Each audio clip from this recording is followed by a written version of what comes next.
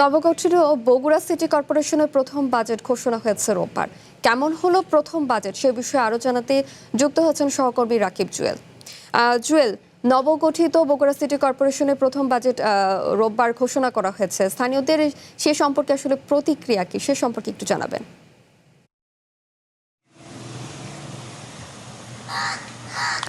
শাওন, যদি বলি যে দীর্ঘদিনের অবহেলা বঞ্চনার অভিযোগ যেমনটি রয়েছে, তেমনি কিন্তু বেশ কিছুদিন ধরেই, বেশ বছর ধরেই বগুড়ার গোটা শহর জুড়ে কিন্তু কোনো ধরনের সংস্কার এবং উন্নয়নের কার্যক্রম চলেনি, যার ফলে জরাজীর্ণ এই শহরটিকে, এই সিটিটিকে অর্থাৎ নবগঠিত এই সিটিতে এই প্রথম বাজেটটি অত্যন্ত গুরুত্বপূর্ণ।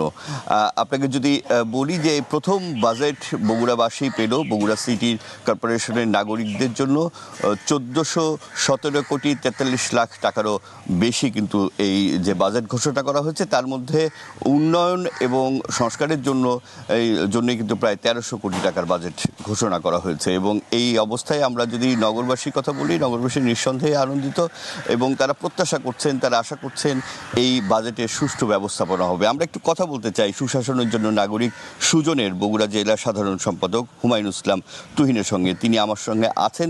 আমরা একটু জানতে চাই আপনারা কেমন দেখছেন প্রথম এই সিটি কর্পোরেশনের বাজেটটিকে এবং নগরবাসীর প্রত্যাশা কতখানি পূরণ হবে বলে মনে করছেন? ধন্যবাদ চ্যানেল ওয়ানকে। আমরা সত্যি আনন্দিত, কারণ বিগত আওয়ামী লীগ সরকারের সময় আমরা দেখেছি এখানে 40 থেকে 50 কোটি টাকার মতো এত বড় একটা পৌরসভাতে বিগত দিনে বাজেট প্রণয়ন করা হতো।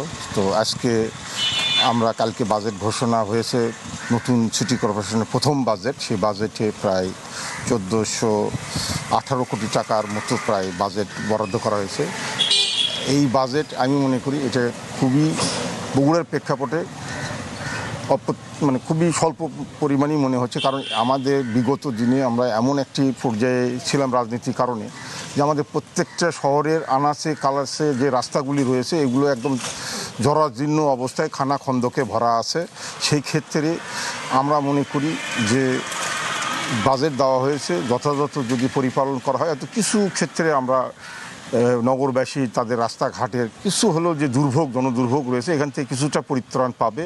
তো আমরা আশা করব যারা এই বিষয়গুলো দেখভাল করবে এবং প্রকল্পগুলি বাস্তবায়ন করবে তারা যেন এই প্রকল্পের আওতায়, কারণ এটি সরকারের এবং জনগণের ট্যাক্সের টাকা এগুলো পরিচালিত হবে, সেই টাকার যেন যথাযথ সৎভাবে ব্যবহার হয় এবং স্বচ্ছতা এবং জবাবদিহিতা থাকে প্রত্যেকটা প্রকল্পে। এখানে যেন টেন্ডারবাজিগুলো না হয় এবং এটা নিয়ে এখানে যেহেতু প্রধানমন্ত্রী যে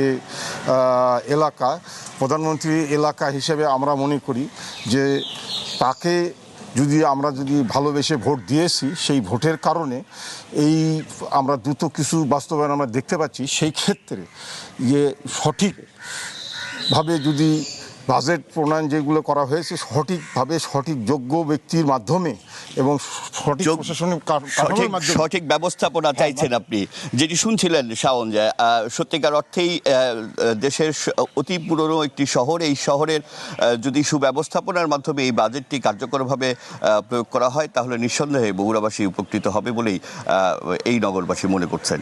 এই ছিল সবশেষ আমার কাছে এই বগুড়ার বাজেট ঘোষণার খবরাখবর। জুয়েল, আপনাকে ধন্যবাদ।